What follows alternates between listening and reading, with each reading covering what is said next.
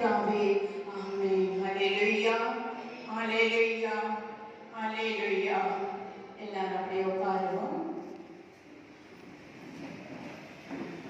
மத்திய அதிகாரம் 6:33.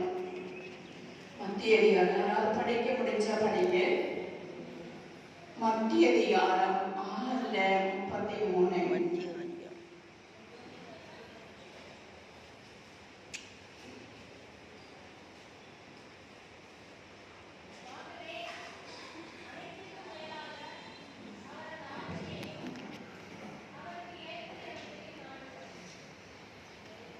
அல்லேலூயா. ஆகவே முதலில் அவருடைய ஆட்சியும் அவருக்கு ஏற்புடையவற்றை நாடுங்கள்.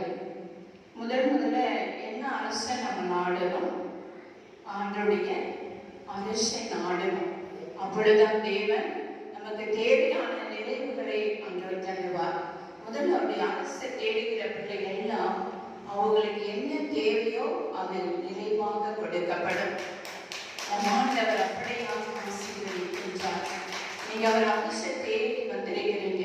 எத்தனையோ உலக அரசு இருக்கும், ஆனால் அதில் நமக்கு ஒரு பலன் கிடையாது.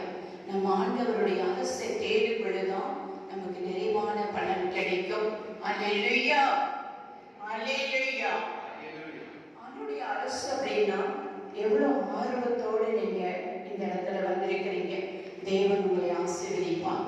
நிச்சயமாக இன்னும் அதிகமாக நீங்க ஆர்வத்தோடு தேடும் பொழுது தேவன் உங்களுக்கு பெரிய ஆசீர்வாதத்தை கொடுப்பார். உங்களுக்கு என்ன குறைகள் இருக்கிறது, குடும்பத்துல என்ன பிரச்சனை இருக்கிறது, கணவரையோடு இருக்கிறோமா, நோயோடு இருக்கிறோமா, வியாதியோடு இருக்கிறோமா, கஷ்டத்தில் வாழ்ந்து கொண்டு இருக்கிறோமா, நிம்மதி இல்லையா, சந்தோஷம் இல்லையா, சமாதானம் இல்லையா, அப்படியான ஒரு கஷ்டத்துல நீங்க இருக்கிறீங்களா? கவலைப்படாதீங்க. ஆண்டவரை நீங்க தேடும் பொழுது ஆண்டவர் ஒருபோது உங்களை கைவிட மாட்டார். அல்லேலூயா, அல்லேலூயா, அல்லேலூயா, அல்லேலூயா. ஆண்டவருடைய அரசை தேடி உங்களுக்கு தேவையான அனைத்தும் சேர்த்து கொடுக்கப்படும். அவருடைய அரசை தேடுகிற பிள்ளைகளுக்கு அனைத்துமே உங்களுக்கு சேர்த்து கொடுக்கப்படும் சொல்லுகிறார். யோவான் அதிகாரம் 15:7. யோவான் அதிகாரம் 15:7. யாராவது படிக்க முடிஞ்சா படிங்க. நீங்கள் என்னுள்ளும் என் வார்த்தை உங்களுக்குள்ளும் நிலைத்திருந்தால் நீங்க விரும்பி கேட்பதெல்லாம் நடக்கும். அல்லேலூயா. நம் ஆண்டவர் இயேசுக்குள்ள நீங்கள் என்னுள்ளும் என் வார்த்தை உங்களுக்குள்ள நிலைத்திருந்தால் நீங்க விரும்பி கேட்பதெல்லாம் நடக்கும். நீங்க என்ன விரும்புகிறீங்களோ அது உங்களுக்கு கிடைக்கும்.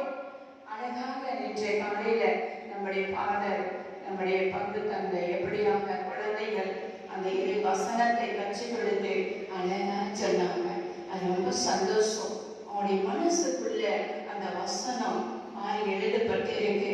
தேவனுடைய நாமத்தில் அதே போல நம்ம வந்திருக்கிற ஒவ்வொரு உள்ளத்திலும் அவனுடைய வார்த்தை எழுதப்பட வேண்டும். எழுதினால் மட்டும்தான் ஆண்டவர் மீட்பு கொடுப்பார், கருணை காட்டுவார், விடுதலை கொடுப்பார். ஒருபோது நீங்க கவலைப்படாதீங்க. ஆண்டவர் உங்களுக்கு பெரிய காரியத்தை செய்வார். நீங்கள் என்னுள்ளோ என் வார்த்தை உங்களுக்குள்ள நிலைத்திருந்தால் நீங்க விரும்பி கேட்பதெல்லாம் நடக்கும். நீங்க என்ன கேட்கிறீங்களோ அந்த கருத்து உங்களுக்கு நடக்கும். முதல்ல கடவுளுடைய அரசை தேடணும். அப்புறம் அந்த வார்த்தை நமக்குள்ளாக வரணும். அந்த வார்த்தை வரும் பொழுதுதான் தேவன் பெரிய ஆசீர்வாதத்தை நமக்கு ஆண்டவர் கட்டளையிடுவார். அவர் மீட்பு தருவார், அவர் விடுதலை கொடுப்பார், அவர் கருணை காட்டுவார், அவர் நிறைவாக ஆசீர்வதிப்பார். அவர் ஆசீர்வதிக்கிற தேவனாய் இருக்கின்றார். என் அன்பு சகோதர சகோதரி பிள்ளைகளே, தேவன் உங்களை நிறைவாக ஆசீர்வதிக்கிறார். என்னுடைய ஊழியத்துக்கு 25 ஆண்டுகள் கடந்து போயிருக்கிறது. அந்த ஆண்டவர் இயேசு வழிநடத்தி கொண்டிருக்கிறார். என்னுடைய சொந்த ஊர் தருமபுரி.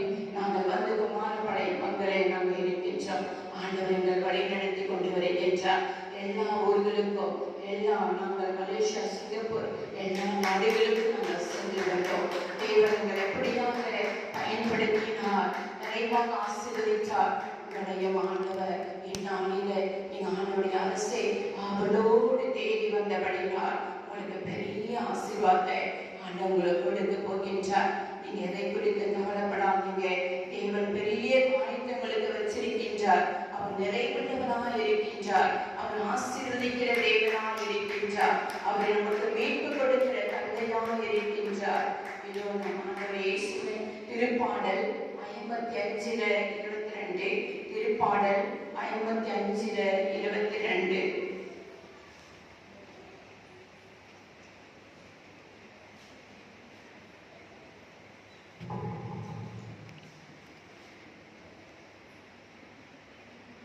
ஆண்டவர் மேல் உன் கவலையை போட்டுவிடு. ஆண்டவர் மேல் உன் கவலையை போட்டுவிடு. அவர் உனக்கு ஆதரவு அளிப்பார். அவர் உனக்கு ஆறுதல் அளிப்பார். அவர் நேர்மையாளரை ஒருபோதும் வீழ்ச்சியுற விடமாட்டார். அவர் நேர்மையாளரை ஒருபோதும் வீழ்ச்சியுற மாட்டார். அல்லேலூயா, அல்லேலூயா. நேர்மையாளரை ஒருபோதும் வீழ்ச்சியுற மாட்டார். இந்த ஊழியத்துக்கு வந்த பொழுது ரொம்ப கஷ்டப்பட்டு கொண்டு என் குடும்பத்துல வேதனையோடோ கண்ணீரோடோ கவலையோடோ அந்த குடும்பத்துல நான் இருந்து வாழ்வேனா என்று எனக்கே தெரியாது. அந்த நிலைமையில நான் இருந்தேன். ஏன்னா என்னுடைய கணவர் உலகம் சுற்றி கொண்டு தன் இஷ்டம் போல ஊதாரி மைந்தனை போல யோவான் அதிகாரம் 15 ஊதாரி மைந்தன் எப்படியாக வாழ்ந்து கொண்டு வந்தார். இந்த உலகத்திலே அதே போல அவனுடைய வாழ்க்கை இருந்தது. அவனோடு நான் கடைசி வரை இருப்பேனா எனக்கு தெரியாது. நம் ஆண்டவர் இயேசு இதுவரை நடத்தி வந்து விட்டார். ஆண்டவருக்கு 20 ஆண்டுகளுக்கு மேலாக 35 ஆண்டுகள் ஆகின்றது. ஆண்டவருக்குள்ள பிறந்து இயேசுக்குள்ள பிறந்து ஆண்டவருக்குள்ள பிறந்து 35 ஆண்டுகள் ஆண்டவர் அப்படியாக ஆவியல் நிலைப்பை பின்னே ஆண்டவர் என்று வரை நடத்தி வருகின்றார். என்னுடைய பாரம், என்னுடைய கவலை, என்னுடைய வேதனை, என்னுடைய பிரச்சனை அத்தனை ஆண்டவரிடம் நான் கொடுத்தேன்.